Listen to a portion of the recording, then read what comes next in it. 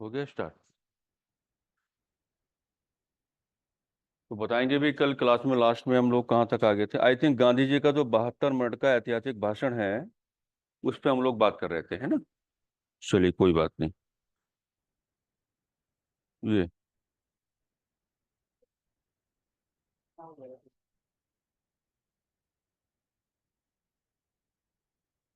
मुझे बोर्ड पे कुछ लिखना है ना तुरंत एकदम।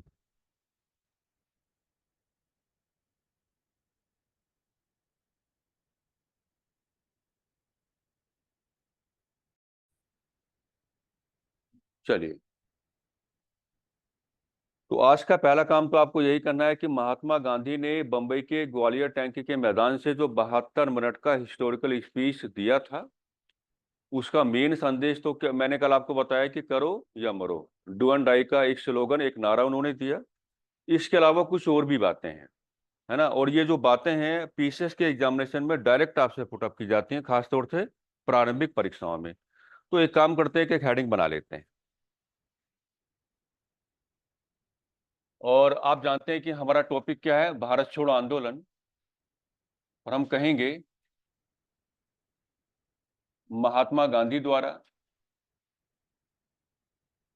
इंपॉर्टेंट रहेगा बहुत ज्यादा, महात्मा गांधी द्वारा विभिन्न वर्गों को, महात्मा गांधी द्वारा विभिन्न वर्गों को दिए गए संदेश, दिए गए संदेश। और ये जो आपके संदेश होंगे यही क्या माने जाएंगे, भारत छोड़ो आंदोलन के कार्यक्रम माने जाएंगे। आप संदेश भी कह सकते हैं या आप क्या कह सकते हैं, कार्यक्रम भी कह सकते हैं, जैसा आपका मन हो। और इसकी जो प्रॉपर आप लोग कनेक्टिविटी करके चलेंगे बंबई के ग्वालियर टैंक के मैदान से ही करके चलेंगे। 7 अगस्त 1942 की डेट कल हमने आपको दी थी, वहां पर महात्मा गांधी का 72 मिनट का हिस्टोरिकल स्पीच आपके सामने आता है। तो अपने 72 मिनट के ऐतिहासिक भाषण के माध्यम से पहले लोगों को समझाएंगे कि आपका करो या मरो का मतलब क्या होगा, और वहीं पर बता देंगे कि भारत छोड़ो आंदोलन के जो रेस्पेक्टिव प्रोग्राम्स हैं, यानी कि जो आपके कार्यक्रम हैं, वो कार्यक्रम किस तौर से आपके सामने आने हैं और किस तरीके से आपको उनको क्या फॉलो करके चलना है। पहले एक पैराग्राफ बना लेते हैं, लिखिएगा।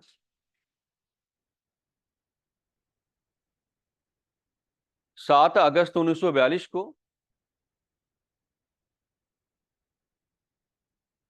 बंबई के ग्वालियर टैंक के मैदान पर, 7 अगस्त 1942 को बंबई के ग्वालियर टैंक के मैदान पर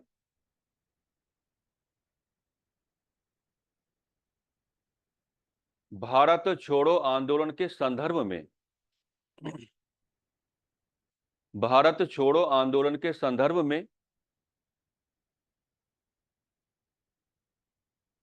महात्मा गांधी ने, भारत छोड़ो आंदोलन के संदर्भ में महात्मा गांधी ने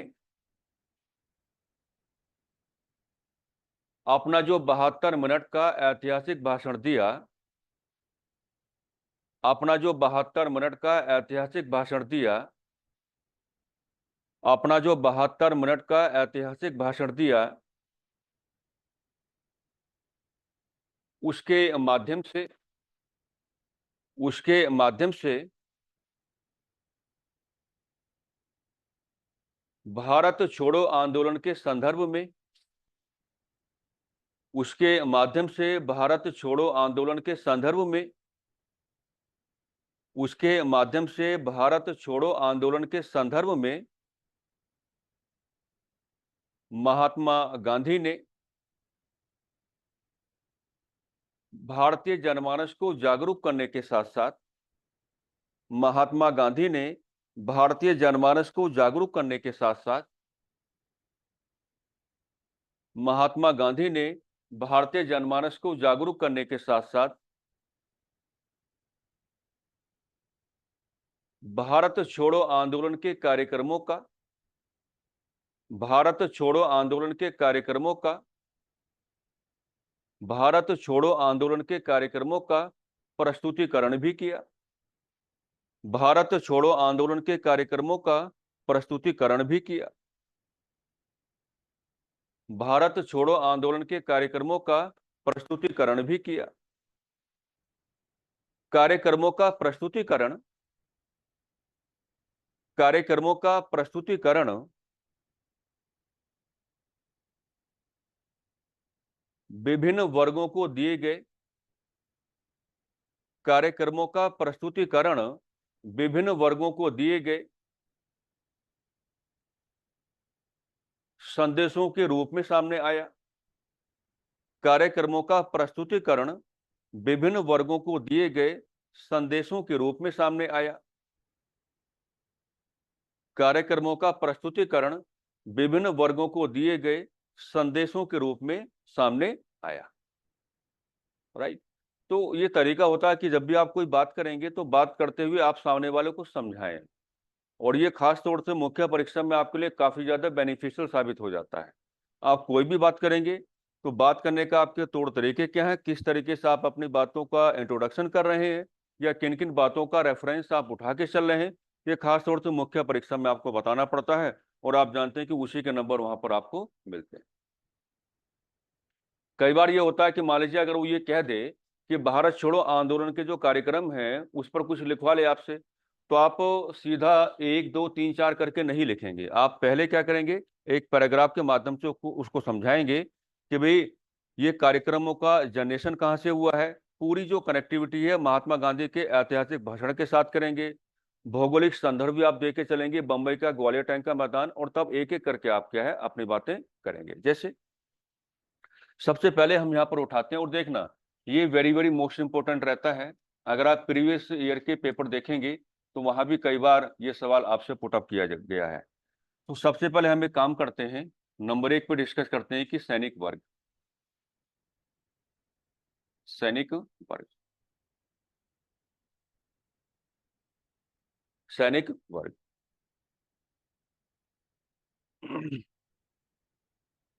है ना। तो पहले तो आपको एक बात यहाँ पे करके चलनी पड़ेगी कि अगर हम सेना की बात करें, ये नोट डाउन मत करना, अगर हम सेना की बात करें तो सेना को हम क्या कहते हैं कि ब्रिटिश इंडियन आर्मी। सेना को क्या कहा जाता है, ब्रिटिश इंडियन आर्मी कहा जाता है या कहा गया। अब ये जो आपका ब्रिटिश इंडियन आर्मी है, ये क्या है, ये अपने आप में एक प्रकार का मिक्सर है, मिक्स फॉर्मेशन है। मिक्स फॉर्मेशन का मतलब क्या होगा कि इसमें जो सोल्जर्स आपको दिखाई पड़ेंगे, सोल्जर्स क्या होंगे आपके, ब्रिटिशर्स भी होंगे, यानी कि क्या होंगे, अंग्रेज भी होंगे, और सोल्जर्स आपके क्या होंगे, इंडियंस भी होंगे, यानी कि क्या होंगे, भारतीय भी होंगे। तो यहाँ पर सैनिक वर्ग का मतलब यह है कि महात्मा गांधी ने ब्रिटिश भारतीय सेना में शामिल जो भारतीय सैनिक हैं उनको किस प्रकार का संदेश देने का कार्य किया है। अच्छा, आपको बैटल ऑफ प्लासी याद है? सर ने पढ़ाया होगा आपको, मैं तो बाद में क्लास ज्वाइन किया था। तो बैटल ऑफ प्लासी के बारे में कहा जाता है कि बैटल ऑफ प्लासी बंगाल की राजनीति का एक हिस्सा है, और इस समय बंगाल के नवाब आपको कौन दिखाई पड़ते हैं, सिराजुद्दौला। और सिराजुद्दौला के जो मेन कमांडर इन चीफ्स हैं वो क्या है, मीर जाफर है, मीर कासिम है। लेकिन just before the battle of Plassey Bengal के नवाब के जो मुख्य सेनापति हैं मीर जाफर और मीर कासिम जैसे लोग ये कंपनी के साथ मिल गए थे। लेकिन चौंकाने वाली बात क्या है, चौंकाने वाली बात यह है कि मीर जाफर और मीर कासिम जैसे लोग बैटल ऑफ प्लासी के बैटल फील्ड में कंपनी की ओर से नहीं आए थे, बल्कि अपने नवाब की ओर से आए थे। और नवाब को क्या है, इस बात की भनक तक नहीं है। यानी कि इसे आप क्या मान के चलेंगे, बंगाल के नवाब की सबसे बड़ी कमजोरी, जिन लोगों के हाथों में आपने अपनी सेना की बागडोर दी हुई है वो पहले कंपनी की ओर से मिल चुके हैं। लेकिन बैटल ऑफ प्लासी के बैटलफील्ड में वो कंपनी का रिप्रेजेंटेशन नहीं कर रहे थे, बल्कि बंगाल के नवाब का रिप्रेजेंटेशन कर रहे थे। इससे बड़ी कमजोरी और कुछ नहीं होती। आप साथ किसी और के हैं लेकिन रिप्रेजेंटेशन आप किसी और का कर रहे हैं। तो जैसा बैटल ऑफ प्लासी का रेफरेंस मैं आपके सामने दिखा पा रहा हूं, ठीक ऐसा ही जो मैसेज है, बिल्कुल इसी प्रकार का जो संदेश है, महात्मा गांधी सैनिक वर्ग को देकर के चलेंगे। महात्मा गांधी सैनिकों से साफ साफ कहेंगे कि आपको अपनी नौकरियों से त्यागपत्र देने की कोई भी आवश्यकता नहीं। आप ब्रिटिश इंडियन आर्मी का पार्ट बने रहें, लेकिन आंदोलनकारियों पर गोलियां ना चलाएं। यानी कि सरकार की जो मिलिट्री पावर है, सरकार की मिलिट्री पावर को भारतीय सैनिकों के माध्यम से या भारतीय सैनिकों के धरातल पर कमजोर करने की कोशिश क्या थी? महात्मा गांधी की थी। साफ साफ कहा गया कि आप अपनी नौकरियों से त्यागपत्र नहीं देंगे, लेकिन अगर सरकार आंदोलन का सप्रेशन करे और आपको आदेशों के माध्यम से कहे कि आपको आंदोलनकारियों पर गोलियां चलानी है, तो आप आंदोलनकारियों पर गोलियां नहीं चलाएंगे। ये टेक्निक किसने अपनाई है? महात्मा गांधी ने। इसलिए हम उनको क्या कहते हैं? जादूगर, मदारी। मैं इसलिए उनको जादूगर, मदारी कहता हूं क्योंकि ये बड़ा इफेक्टिव मामला है कि आपने सैनिकों को बाहर नहीं निकाला है, आपने सैनिकों को ब्रिटिश इंडियन आर्मी का पार्ट बना के रखा और वहीं पर आपने इनकी सहायता से अंग्रेजों की जो मिलिट्री पावर है, आपने उसको क्या है? कमजोर बनाने की कोशिश की है। लिखिएगा, अब कर सकते हैं आप नंबर 1, नंबर 2, नंबर 3 इस तरीके से। तो नंबर 1 में हमने क्या डिस्कस किया है? सैनिक वर्ग। महात्मा गांधी ने ब्रिटिश भारतीय सेना में शामिल भारतीय सैनिकों को महात्मा गांधी ने ब्रिटिश भारतीय सेना में शामिल सैनिकों को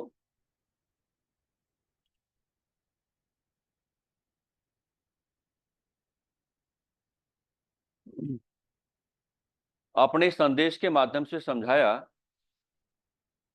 अपने संदेश के माध्यम से समझाया, अपने संदेश के माध्यम से समझाया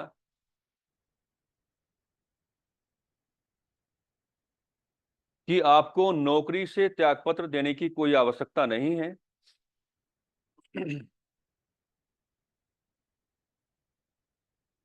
कि आपको नौकरी से त्यागपत्र देने की कोई आवश्यकता नहीं है।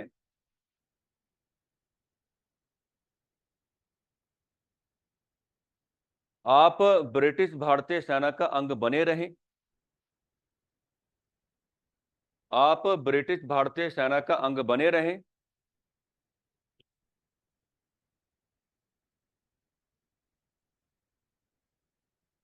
लेकिन सरकार के आदेशों का पालन करते हुए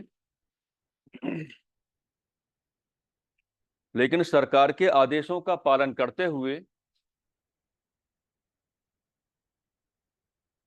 आंदोलनकारियों पर गोलियां चलाने से बचें।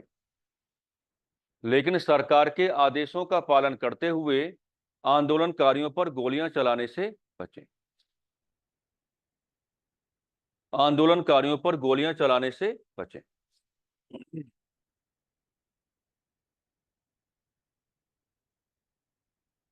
नंबर 2 पे हम डिस्कस करेंगे सरकारी सेवक। सरकारी सेवक,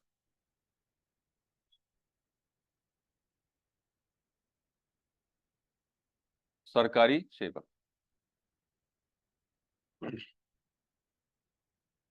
देखिए, महात्मा गांधी ने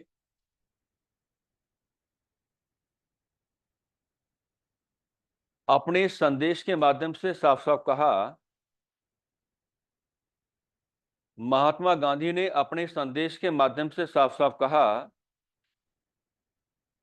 कि जो लोग अन्य सरकारी नौकरियों में हैं, कि जो लोग अन्य सरकारी नौकरियों में हैं, यानी कि सेना के अलावा जो लोग अन्य सरकारी नौकरियों में हैं,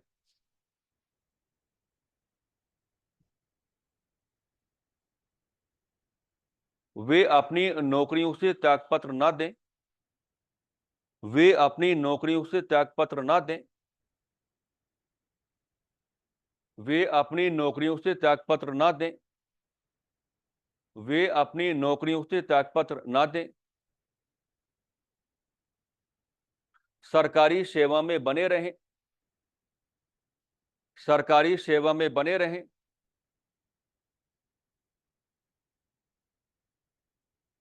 लेकिन आंदोलन का दमन करने के संदर्भ में, इसको समझना, लेकिन आंदोलन का दमन करने के संदर्भ में, लेकिन आंदोलन का दमन करने के संदर्भ में सरकार की क्या योजनाएं हैं। लेकिन आंदोलन का दमन करने के संदर्भ में सरकार की क्या योजनाएं हैं। लेकिन आंदोलन का दमन करने के संदर्भ में सरकार की क्या योजनाएं हैं, उन सभी की जानकारी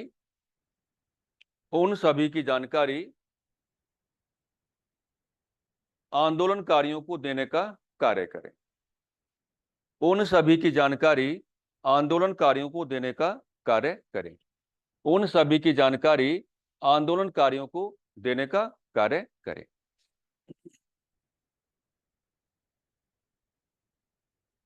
नंबर 3 पे आपको डिस्कस करना है विद्यार्थी।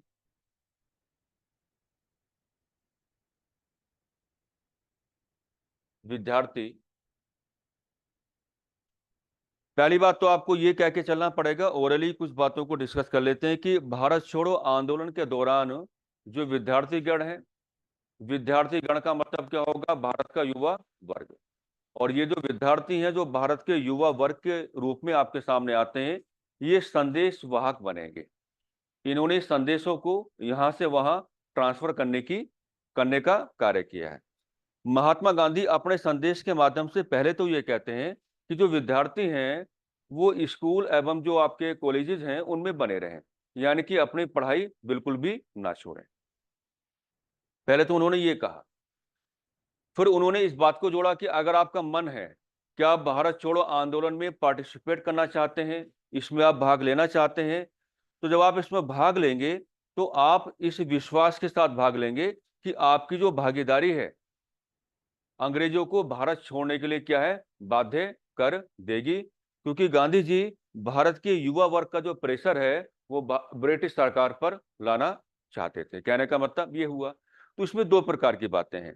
पहले तो वही कहेंगे कि आपको अपनी पढ़ाई वगैरह छोड़ने की कोई भी आवश्यकता नहीं है, लेकिन अगर आपका मन करता है कि आजादी के इस पावन संघर्ष में आपका पार्टिसिपेशन आना चाहिए, तो पार्टिसिपेशन तो आ ही जाएगा, कोई दिक्कत नहीं है। लेकिन उससे पहले आपके अंदर एक आत्मविश्वास होना चाहिए, एक सेल्फ कॉन्फिडेंस का ग्राउंड होना चाहिए कि अगर आप इस मास एक्टिविटी में पार्टिसिपेट करके चलते हैं तो आपका जो पार्टिसिपेशन है वो अंग्रेजों पर एक बहुत ही इफेक्टिव प्रेशर जनरेट करेगा और अंग्रेज भारत छोड़ने के लिए क्या है, बाध्य हो जाएंगे।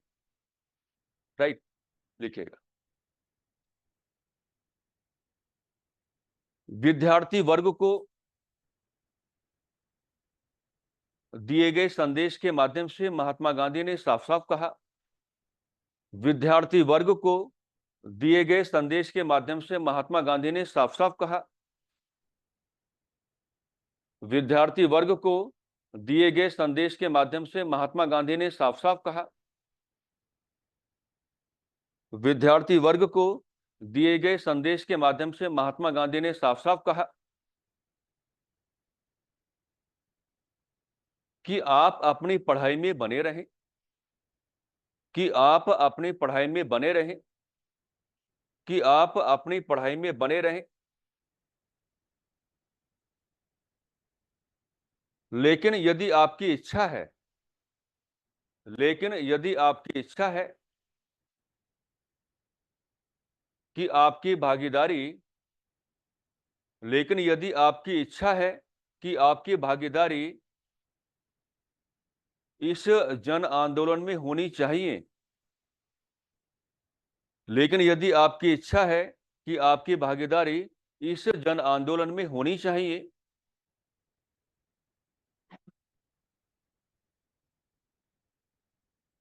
तब एक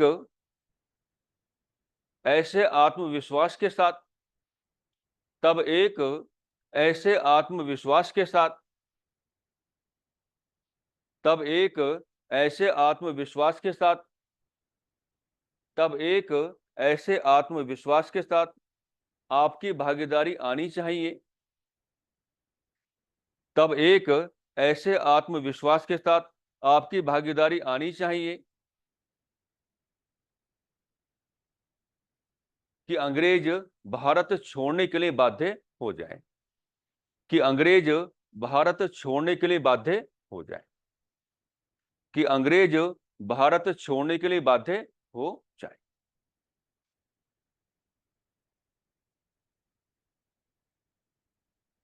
ठीक है। नंबर 4 पे हम लोग डिस्कस करने वाले हैं किसान वर्ग को। किसान वर्ग। किसान वर्ग, है ना। अब देखो तरीका क्या होगा। तरीका ये होगा कि उस समय भारत में क्या जमींदारी सिस्टम काम कर रहा है, और अगर जमींदारी सिस्टम काम कर रहा है तो कृषि उत्पादन के संदर्भ में किसानों की जो कनेक्टिविटी किसके साथ होगी, जमींदार क्लास के साथ होगी, है ना। तो महात्मा गांधी इसी बात को आधार बना करके किसान वर्ग से ये कहेंगे कि भाई देखो ऐसा है कि जिन जमींदारों का एटीट्यूड आपके लिए फ्लेक्सिबल है, यानी कि जो जमींदार किसान वर्ग के हितों के बारे में सोचते हैं, आप उनको लगान देते रहें। आप क्या है, उनको लगान देते रहें। लेकिन जिन जमींदारों ने किसान वर्ग का शोषण किया है, तो ऐसे जमींदारों को लगान देने की कोई भी आवश्यकता नहीं है। तो किसान वर्ग को जो बड़ा संदेश महात्मा गांधी ने दिया, वो जमींदारी सिस्टम को कैलकुलेट करते हुए दिया, और जमींदारी सिस्टम के बिहाफ पर यही समझाया कि भाई आप इस बात को मान के चलेंगे कि जिन जमींदारों का एटीट्यूड या बिहेवियर आपके लिए फ्लेक्सिबल रहा है, आप उनको लगान यानी कि रेवेन्यू पे करते रहेंगे।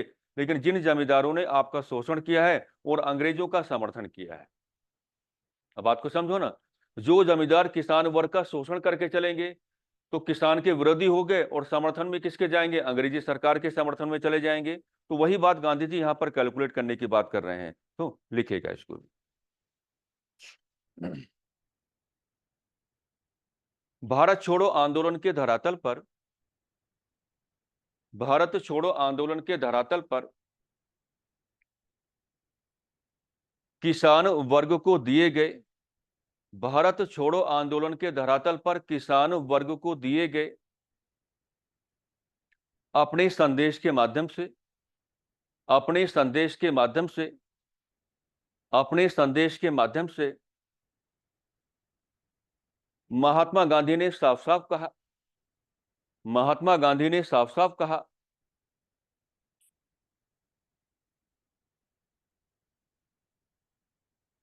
कि जो जमींदार किसानों के हितों के बारे में सोचते हैं, कि जो जमींदार किसानों के हितों के बारे में सोचते हैं, कि जो जमींदार किसानों के हितों के बारे में सोचते हैं, किसान उन्हें लगान देते रहें, किसान उन्हें लगान देते रहें, रेवेन्यू पे करते रहें। लेकिन जिन जमींदारों ने लेकिन जिन जमींदारों ने किसानों का आर्थिक शोषण किया है, लेकिन जिन जमींदारों ने किसानों का आर्थिक शोषण किया है, लेकिन जिन जमींदारों ने किसानों का आर्थिक शोषण किया है, अर्थात अंग्रेजी सरकार का समर्थन किया है, अर्थात अंग्रेजी सरकार का समर्थन किया है, अर्थात अंग्रेजी सरकार का समर्थन किया है, ऐसे जमींदारों को लगान देने की कोई आवश्यकता नहीं है। ऐसे जमींदारों को लगान देने की कोई भी आवश्यकता नहीं है।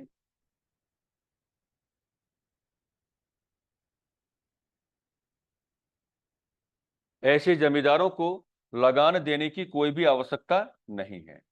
नंबर 5 पे हम लोग डिस्कस करेंगे देशी रियासतें, देशी रियासतें यानी कि प्रिंसली स्टेट्स, देशी रियासतें, है ना। तो पहली बात तो ये है कि जो देशी रियासतों के राजा और महाराजा आपको दिखाई पड़ते हैं,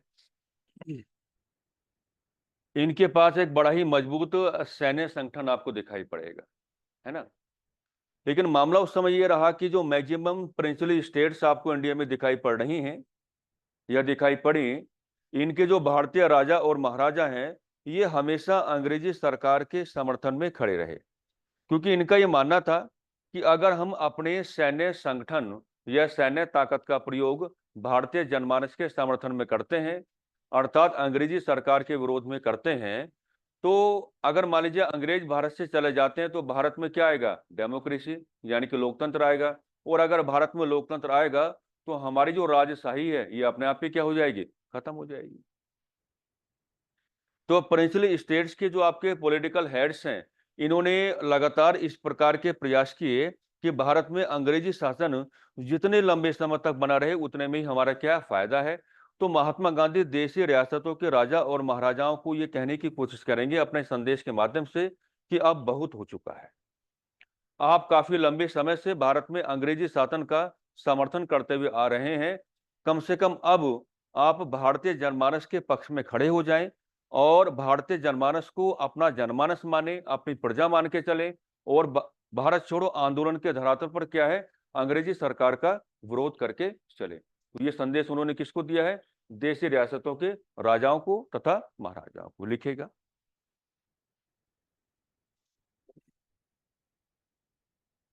देशी रियासतों के भारतीय राजा तथा महाराजा,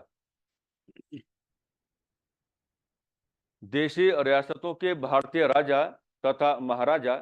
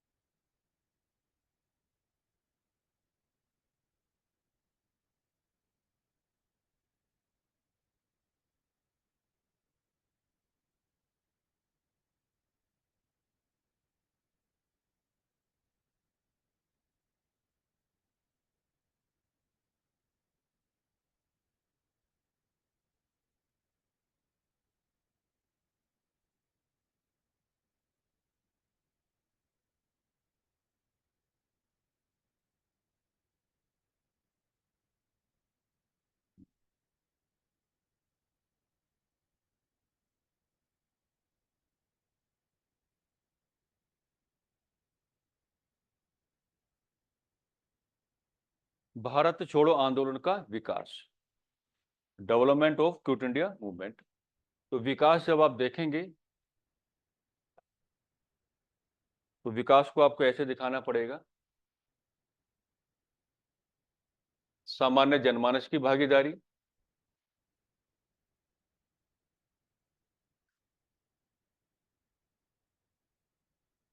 सामान्य जनमानस की भागीदारी,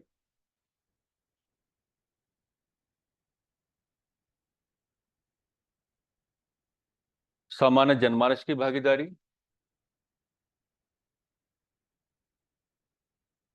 गुप्त रेडियो स्टेशन का प्रभाव, गुप्त और रेडियो स्टेशन का इम्पैक्ट प्रभाव, गुप्त और रेडियो स्टेशन का प्रभाव, समानांतर सरकारों का गठन,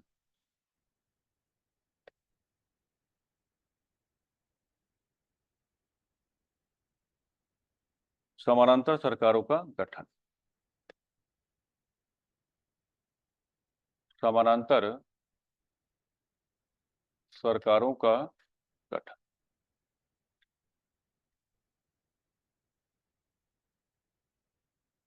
समानांतर सरकारों का गठन।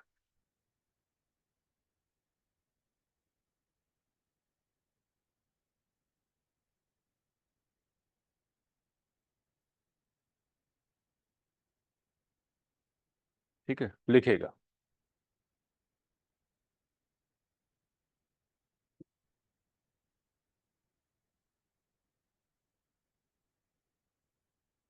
महात्मा गांधी का कार्यक्रम अर्थात भारत छोड़ो आंदोलन, महात्मा गांधी का कार्यक्रम अर्थात भारत छोड़ो आंदोलन, महात्मा गांधी का कार्यक्रम अर्थात भारत छोड़ो आंदोलन भले ही नेतृत्व विहीन बन गया हो या बना हो, भले ही नेतृत्व विहीन बना हो,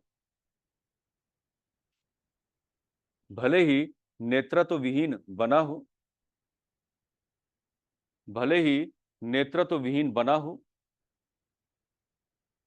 लेकिन सामान्य जनमानस की भागीदारी व्यापक स्तर पर देखी गई, लेकिन सामान्य जनमानस की भागीदारी व्यापक स्तर पर देखी गई, लेकिन सामान्य जनमानस की भागीदारी व्यापक स्तर पर देखी गई, लेकिन सामान्य जनमानस की भागीदारी व्यापक स्तर पर देखी गई। अब इससे पहले एक मजाक के तौर पर एक उदाहरण आपके सामने रखते हैं। जिस क्षेत्र से हम बिलोंग करते हैं, क्षेत्र थोड़ा क्रांतिकारी है ना। तो हुआ क्या कि पहली बार राजधानी एक्सप्रेस निकली वहां से। मेरा गांव थोड़ा दूर पड़ता है, मेरे मामा जी का गांव पड़ता है बिल्कुल रेलवे स्टेशन के बगल में। हम लोग वहां काफी घूमे थे, काफी जाते रहते थे उस समय। अब राजधानी एक्सप्रेस जो पहली बार निकली तो जो युवा वर्ग है वो रेलवे लाइन के दोनों साइड पर बैठ गया, पत्थर हाथ में लेकर के, कि आज इस एक्सप्रेस को हम देखेंगे। और राजधानी एक्सप्रेस निकली तो उसका कोई कांच छोड़ा नहीं, सारे कांच पे पत्थर मारा। अब तो खैर काफी मामला बदल चुका है, लेकिन उस समय का जो युवा तबका था, ये काम मैंने तो खैर नहीं किया, लेकिन मेरे साथियों ने खूब किया है। हालांकि मैं साक्षी बना रहा इन सभी चीजों का। तो जिस ट्रेन से हम लोग आते थे उस ट्रेन का ही कोई ना कोई सामान डेली घर लेके आते थे, है ना। वो लाइट होती है, पंखा तो खैर आप नहीं तोड़ पाएंगे, बहुत मजबूत होता है। लाइट भी काफी मजबूत होती है, लेकिन टेक्निक थी तो लाइटें ले आते थे। तो युवा तबका थोड़ा रह जाता है क्रांतिकारी, रेवोल्यूशनरी नेचर का रह जाता है। सामान्य जनमानस की भागीदारी में यही उदाहरण है, यानी कि युवा तबके का दबाव है। युवा तबके ने बहुत ही व्यापक पैमाने पर अपना पार्टिसिपेशन दिखाया। क्रांतिकारी तरीके से यही हिंसा है। सरकारी दफ्तरों को आग के हवाले कर दिया गया, पुलिस थानों तक में आग लगाई गई, है ना। अब बिहार के लोग बड़े खतरनाक होते हैं, ये हिंसात्मक वारदात बिहार में कुछ ज्यादा हुई। बिहार का मुंगेर जिला इनसे बहुत ज्यादा प्रभावित रहा। रेलवे लाइन को उखोड़ के फेंक दिया गया सरकार के विरोध में। टेलीफोन लाइनें काट दी गई, है ना। तो इस प्रकार का जो इम्पैक्ट आया, या ये जो ट्रेसेस रहे, रेफरेंसेस रहे, ये सामान्य जनमानस की भागीदारी ने उस समय दिखाया। मैं हमेशा एक बात कहता हूं कि अगर कोई छोटा बच्चा है, उसको भी अगर आप भारत छोड़ो आंदोलन में कैलकुलेट करने की बात करोगे, तो अगर उसने एक पत्थर उठा करके सरकारी दफ्तर पर फेंका, तो उसका भी क्या है, आजादी में योगदान है भारत छोड़ो आंदोलन के हिसाब से। वो भी अपना सहयोग कर रहा है। तो यहां आप देखेंगे कि हिंसा हो रही है, लेकिन गांधी जी का एटीट्यूड तो खैर क्या रहेगा, उस पर हम बाद में डिस्कस करेंगे। तो सामान्य जनमानस में क्या है, हिंसा ही हिंसा है, कहने का मतलब ये है ना। सामान्य जनमानस की इस भागीदारी में भारतीय युवा वर्ग का अधिक प्रभाव रहा। सामान्य जनमानस की इस भागीदारी में भारतीय युवा वर्ग का अधिक प्रभाव रहा। सामान्य जनमानस की इस भागीदारी में भारतीय युवा वर्ग का अधिक प्रभाव रहा। सरकारी दफ्तरों को आग के हवाले कर दिया गया। सरकारी दफ्तरों को आग के हवाले कर दिया गया। सरकारी दफ्तरों को आग के हवाले कर दिया गया। सरकारी दफ्तरों को आग के हवाले कर दिया गया। पुलिस थानों तक को आग लगाई गई।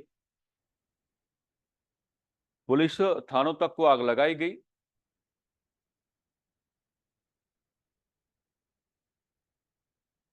रेलवे लाइन को क्षतिग्रस्त रेलवे लाइन को क्षतिग्रस्त कर दिया गया।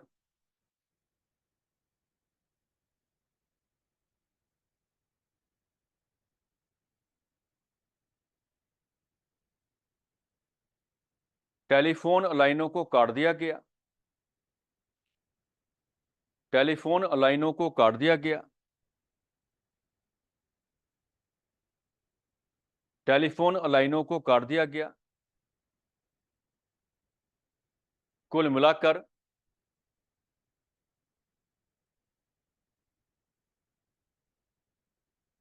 भारत के युवा वर्ग ने कुल मिलाकर भारत के युवा वर्ग ने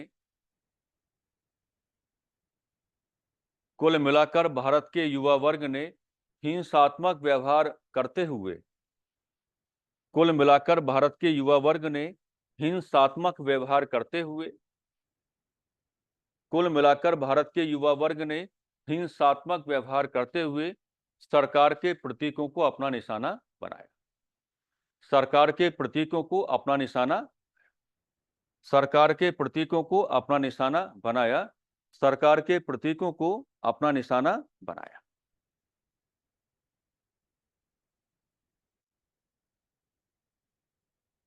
हिंसात्मक गतिविधियों का सर्वाधिक प्रभाव बिहार में देखा गया। हिंसात्मक गतिविधियों का सर्वाधिक प्रभाव बिहार में देखा गया। हिंसात्मक गतिविधियों का सर्वाधिक प्रभाव बिहार में देखा गया। बिहार में देखा गया।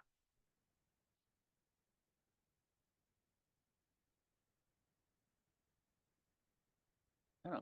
अब आपको इसकी लैंग्वेज बनानी है, गुप्त रेडियो स्टेशन का प्रभाव, है ना। ये सवाल कई बार ऐसे आ रखा है कि महात्मा गांधी का निम्न, उत्तराखंड में एक चीज तो है, समानांतर सरकारों पर लगातार सवाल पूछे जा रहे हैं भारत छोड़ो आंदोलन से, पहली बात। दूसरी बात यह कि अगर वो पूछेगा कि महात्मा गांधी की ऐसे कौन सी एक्टिविटी है जिसके साथ गुप्त रेडियो स्टेशन की व्यवस्था को जोड़ के आप चलेंगे, तो आपका आंसर क्या होगा, भारत छोड़ो आंदोलन। महात्मा गांधी का ऐसा कौन सा कार्यक्रम है जिसमें सर्वाधिक तौर पर या व्यापक पैमाने पर हिंसा देखी गई, भारत छोड़ो आंदोलन। ठीक है। महात्मा गांधी का ऐसा कौन सा कार्यक्रम है जिसमें समानांतर सरकार को गठन करके हम भारतीयों ने सरकार को ये एहसास कराया कि Indians are capable to rule, यानी कि भारतीय शासन करने के संदर्भ में क्या है, योग्य है।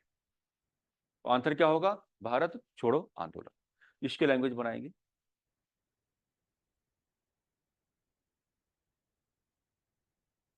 भारत छोड़ो आंदोलन के नेतृत्व विहीन भारत छोड़ो आंदोलन के नेतृत्व विहीन होने के पश्चात भारत छोड़ो आंदोलन के नेतृत्व विहीन होने के पश्चात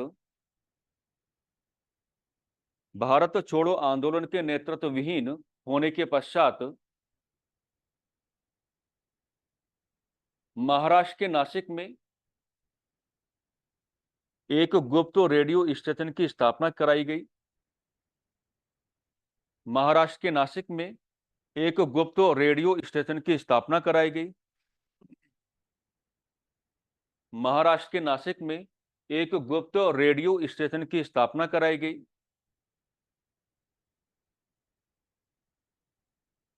जिसे दक्षिण भारत में मद्रास तक सुना जा सकता था। जिसे दक्षिण भारत में मद्रास तक सुना जा सकता था। जिसे दक्षिण भारत में मद्रास तक सुना जा सकता था।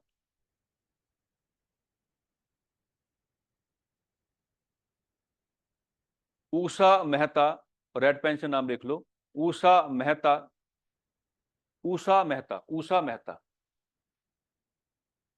Usha Mehta, Usha Mehta, comma Ram Manohar Lohia. Usha Mehta, Usha Mehta, comma Ram Manohar Lohia. Jayaprakash Narayan, Jayaprakash Narayan, comma Aruna Asaf Ali, comma Aruna Asaf Ali. हाँ, अरुणा आसफ अली।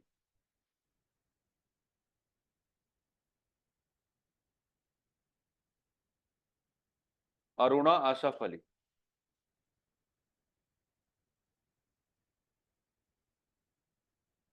जैसे महत्वपूर्ण लोग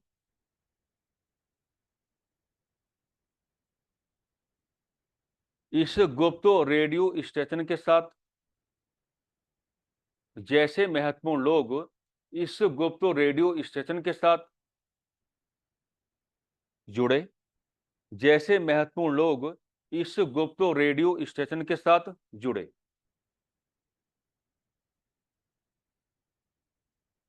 गुप्त रेडियो स्टेशन का एक बड़ा उद्देश्य यह रहा, गुप्त रेडियो स्टेशन का एक बड़ा उद्देश्य यह रहा, गुप्त रेडियो स्टेशन का एक बड़ा उद्देश्य यह रहा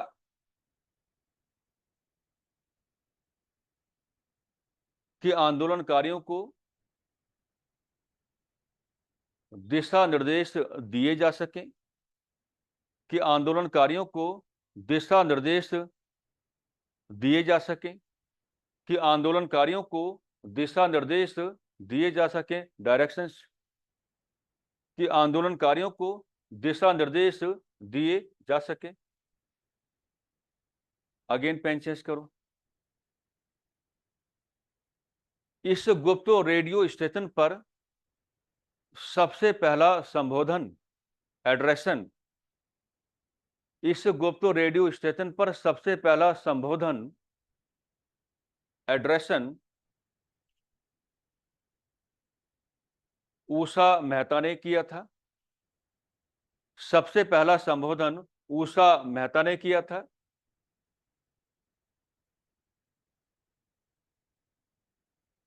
जबकि राम मनोहर लोहिया,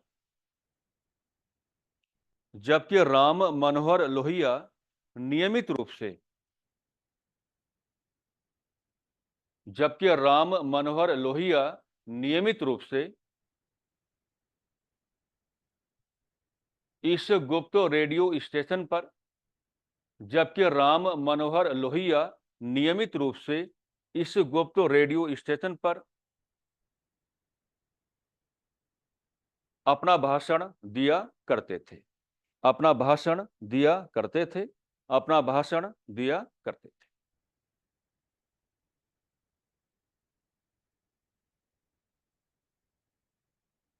अब इनकी लैंग्वेज बनाओ। समानांतर सरकारों का गठन।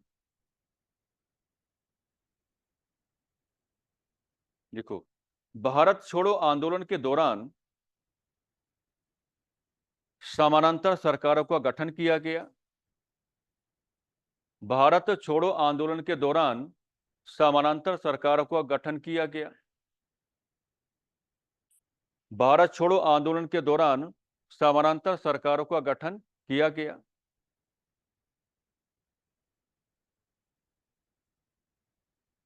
जिनके माध्यम से हम भारतीयों ने जिनके माध्यम से हम भारतीयों ने सरकार को यह एहसास कराया जिनके माध्यम से हम भारतीयों ने सरकार को यह एहसास कराया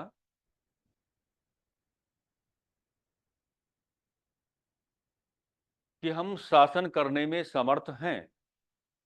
कि हम शासन करने में समर्थ हैं। कि हम शासन करने में समर्थ हैं। कि हम शासन करने में समर्थ हैं। आप कुछ बातें लिखो।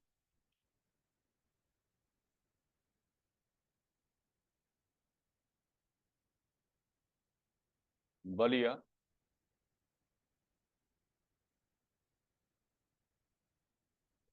उत्तर प्रदेश।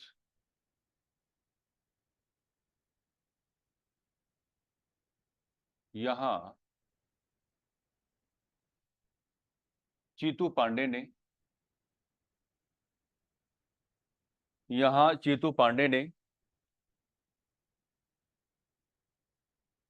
समानांतर सरकार का गठन किया। समानांतर सरकार का गठन किया। यहां चीतू पांडे ने समानांतर सरकार का गठन किया।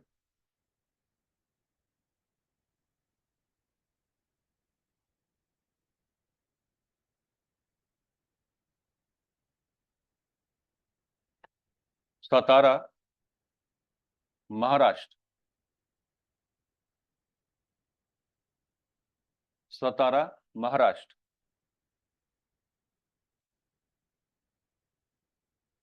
Y V Chavan. नाम थोड़ा टिपिकल है। वाई वी चौहान ने समानांतर सरकार का गठन किया।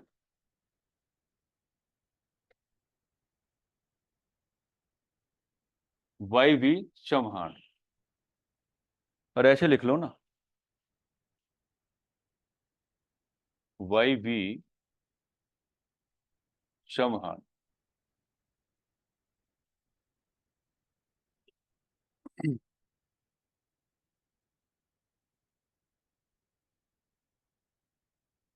मिदिनापुर,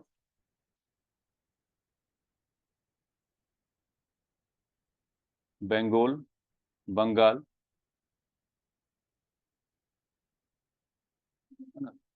मिदिनापुर, मिदिनापुर।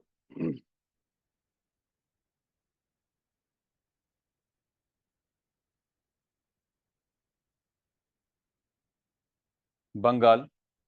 सतीश सावंत ने सतीश सावंत ने यहां समानांतर सरकार का गठन किया।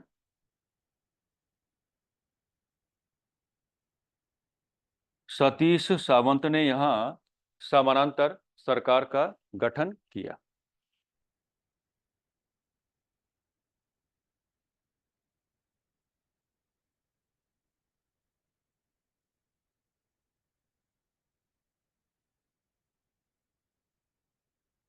ठीक है, एक नोट और बनाएंगे, अगर ये आपने नोट डाउन कर लिया होगा तो।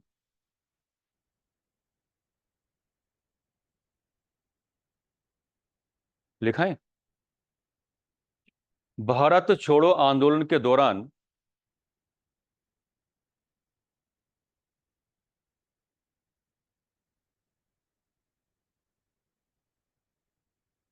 बलिया की समानांतर सरकार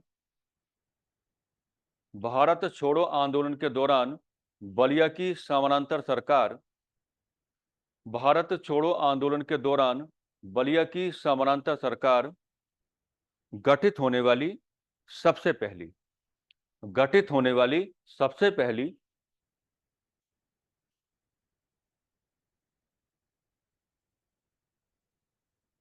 गठित होने वाली सबसे पहली समानांतर सरकार मानी गई।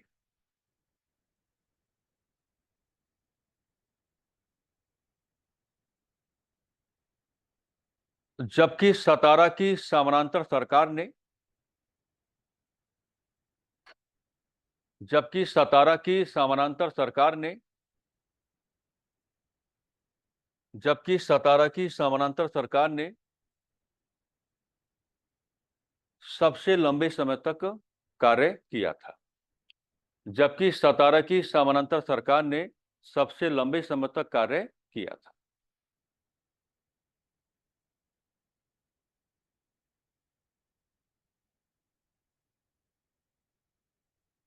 बाकी कल डिस्कस करते हैं। ठीक है, इसको रोक देना। अभी कहां से रुकेगा ये?